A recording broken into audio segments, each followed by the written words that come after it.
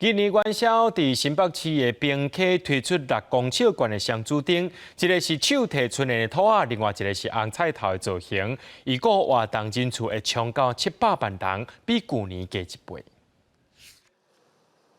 15上元暝，2023年的平溪天灯节，要甲这对高度6公尺的兔仔甲红菜头飞上天顶。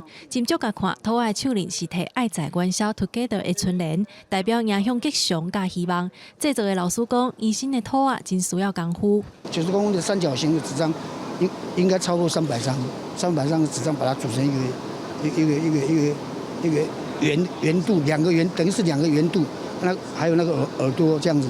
做起来是真的非常难做。我们有跟纸厂做过研究，跟那个造纸厂做过研究，就是说那个有加了一些湿强剂，还有加了一些长签，没有这两样东西，那个天灯就是你光做起来，你也会不上碰到下雨。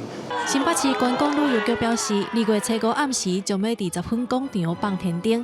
疫情解封以后，预计来看灯的人会比去年加1倍，而且为着让活动更较趣味，放天灯的过程有经过特别设计。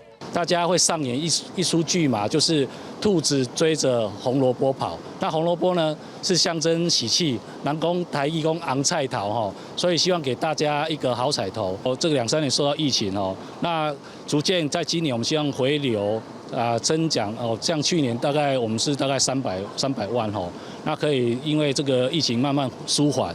那可以，这个人潮再恢复增倍了哈，等于说我们希望恢复到疫情前700万的人潮。